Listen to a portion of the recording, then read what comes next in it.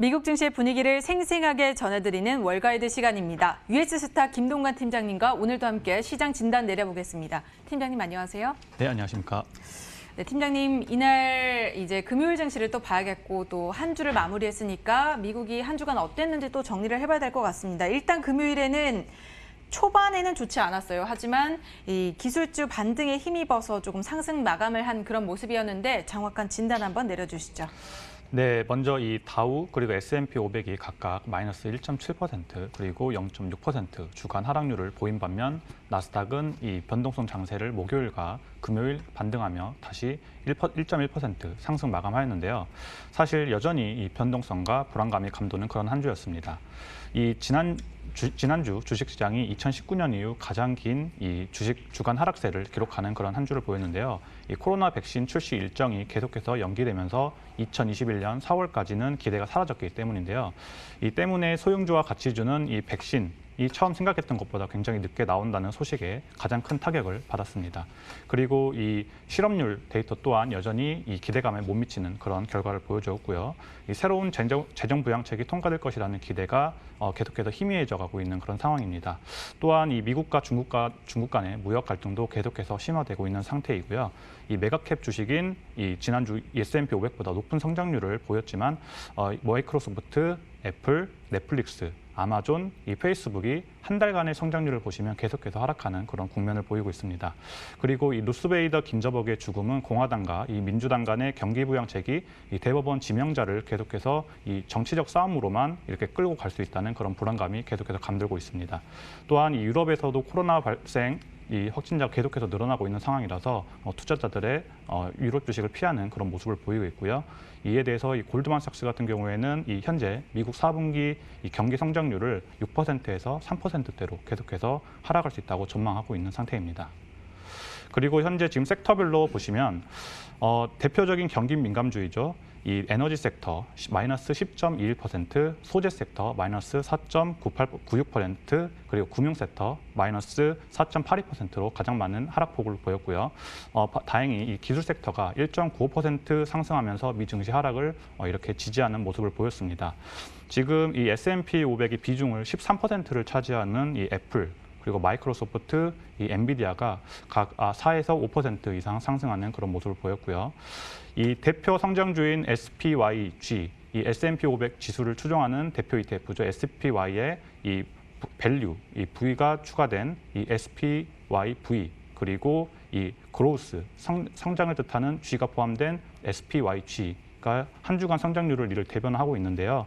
SPYV 같은 경우에는 마이너스 0.3% 하락하는 모습을 보였고 반대로 이 SPYG 같은 경우에는 1.3% 성장하는 그런 모습을 보였습니다. 네, 아까 말씀해 주셨듯이 이제 미국 증시가 장 초반에 이제 금요일장에서 초반에 하락한 가장 큰 원인으로는 코로나19가 점점 더 이제 심해지면서 여기에 대한 뭐 백신 관련한 소식도 그렇고요. 투자 심리를 조금 악화시킨 그런 모습이었는데 이 코로나와 관련된 소식들 한번 짚어주시죠. 네, 사실 지금 이 미국 내 코로나 확진자 수가 720만 명 이상 그리고 사망자가 20만 명을 돌파했습니다. 그리고 하루 새 신규 확진자가 4만 명대를 다시 돌파하는 그런 안 좋은 모습을 계속해서 보여주고 있는데요.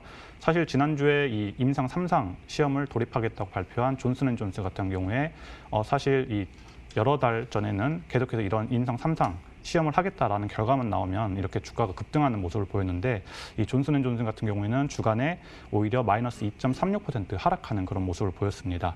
이 존슨앤존스의 이 임상 관련돼서는 특징이 있는데요. 바로 이 2회 접종이 아니라 1회 접종만으로도 이 접종이 끝난다는 그런 모습을 보이면서 좋은 소식을 전했음에도 불구하고 하락을 보였습니다. 이 올 연말이나 내년 초에 이렇게 지금 백신을 출시할 수 있다라는 큰 기대감을 보였지만 여전히 하락하는 모습을 보였고요. 한 재밌는 조사가 나왔는데요. 이 9월 25일에 발표한 이 컴파운드 캐피털 어드바이저에서 이런 조사를 했습니다.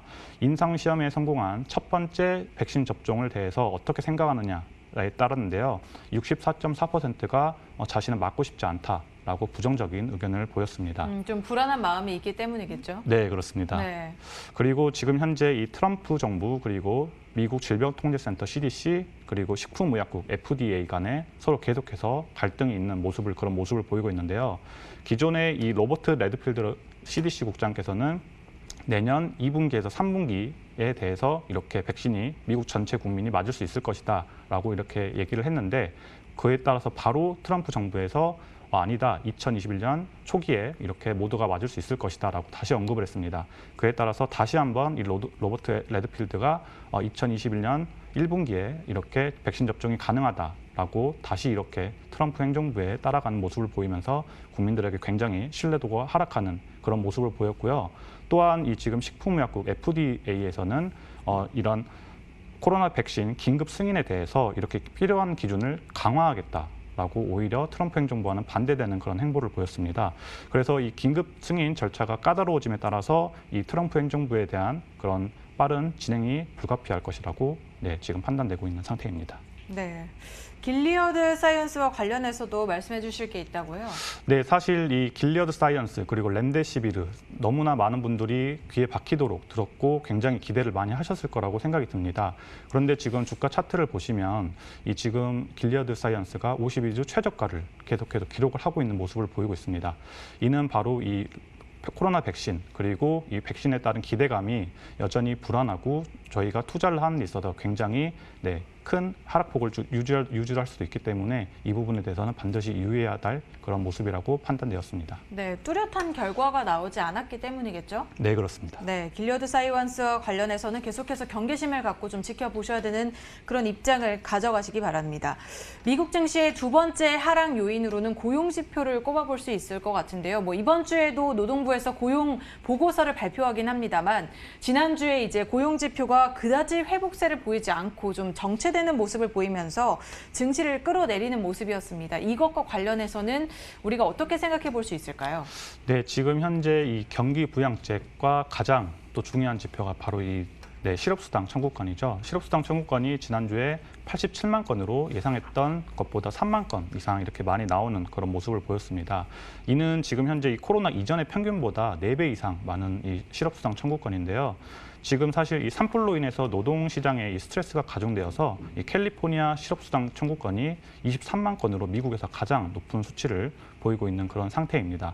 그리고 지금 이번 주에 있을 이 미국 실업률 같은 경우에도 8.4%로 이 1933년 미국 경제 대공황 이후에 역대 최고치를 달성했었다가 지금 8.4%까지 떨어졌지만 여전히 엄청난 수준이고요.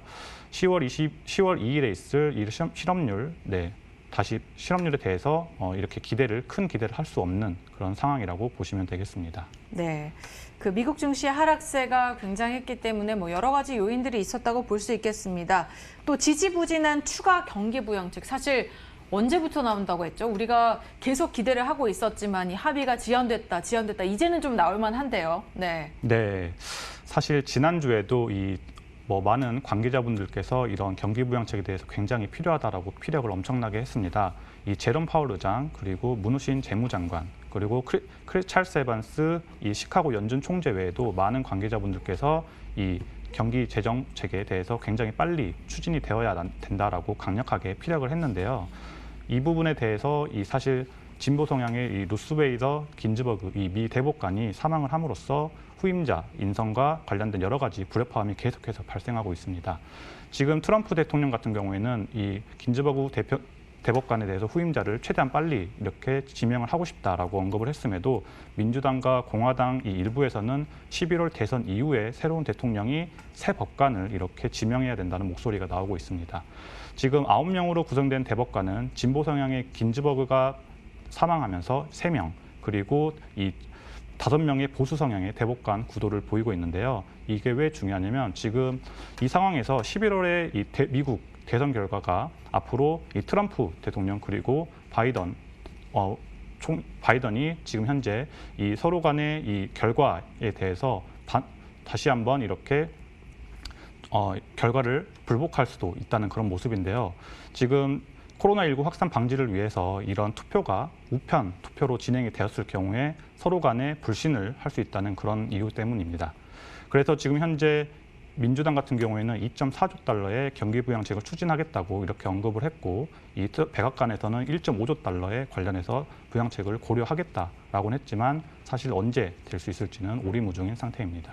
네, 하루빨리 좀 합의가 됐으면 하는 바람이 있습니다. 여러 미국 시민들이 특히 기다리고 있겠죠. 이 부양책을 기다리고 있기 때문에 이 의회에서도 조금 서로 양보를 하면서 굉장히 좀 이례적인 그런 합의책을 빨리 좀 내놨으면 좋겠다라는 생각이 드는 부분입니다.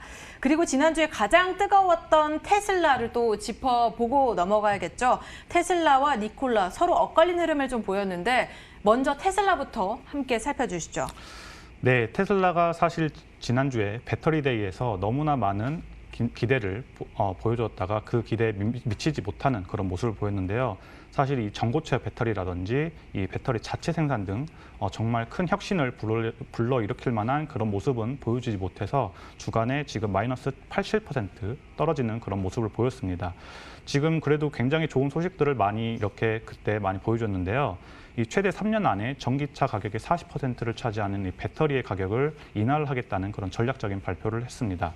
주행 거리를 54% 증가를 시키고 이런 킬로와트 당시 50% 이상의 절감을 보이겠다라고 하면서 3년 안에 25,000달러 규모의 그런 저렴한 테슬라 차량을 이렇게 출시하겠다고 언급을 했는데요.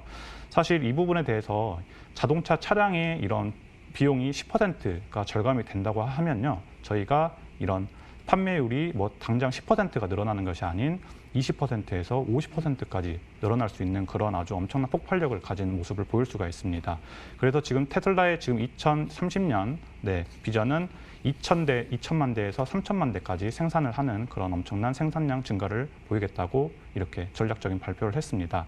그리고 지금 저희가 또 하나 주목해야 될 점은 완전 자율주행 차량 베타 버전을 1개월 내에 출시해서 저희가 테스트를 해볼 수 있는 그런 모습을 보일 수가 있겠고요.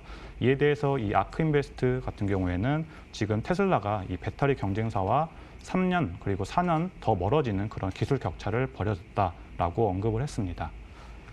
그와 반대로 지금 니콜라 같은 경우에는 악재가 계속해서 끊이질 않고 있습니다. 주간으로 보시면 마이너스 43% 이상 하락하는 그런 안 좋은 모습을 보였는데요. 먼저 지난주에 이 영국의 에너지 기업이죠. 브리스톨 페트롤리엄이 이 수소차 충전소 건설 논의에 대해서 다 하지 않겠다라고 논의를 중단하겠다라고 발표를 했습니다. 그리고 이에 대해서 댄 아이브스 같은 경우에는 이 혁신적인 기업에 대해서 굉장히 좋아하고 이 테슬라, 애플 등에 대해서 굉장히 이렇게 불리시한 모습을 보이는 분인데 이 사실 힌데버그 보고서가 나왔을 때에도 이 니콜라를 지지하는 모습을 보였다가 이 트레버 밀턴이 사임을 하면서 이 트레버 밀턴의 사실 이 니콜라의 전신이다. 근데 그가 사임했다라고 굉장히 안타까운 모습을 자아내면서 이 투자 의견을 45달러에서 15달러로 목표 주가를 3배 이상 하향하는 그런 모습을 보였습니다. 그리고 지금 현재 트레버 밀턴의 트위터가 사라져 있으므로 이에 대해서 이 주주들의 마음이 더 안타까운 모습으로 자아내고 있고요. 더 악재가 있는데 힌데버그에서 추가적으로 니콜라에 대해서 안 좋은 자료들을 준비하고 있다라고 언급을 한 상태입니다. 네, 우리가 한때 꿈꿨던 이 라라 이몽, 니콜라와 테슬라가 둘 다 지난주에는 좋지 않은 흐름을 보이면서 조금 힘들었다라는 그런 생각이 듭니다. 이와 함께 신뢰도와 함께 이제 추락을 했던 그 금융주와 관련해서도 좀 짚어봐야 될 것 같은데 여러 이슈들이 좀 있었죠. 네, 사실 어떻게 보면 저희가 니콜라, 테슬라보다 더 집중해야 될 종목이 바로 금융주들인데요.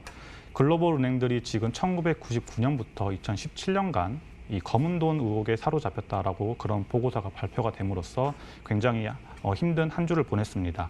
지금 현재 이 금융업종 모든 부분에 있어서 하락 국면을 보이고 있고요. 대표적인 XLF ETF 같은 경우에는 마이너스 5% 가까운 하락률을 계속해서 보이고 있습니다. 저희가 지금 2020년 웰스파고 같은 경우에 대표적인 예를 들 수가 있겠는데요.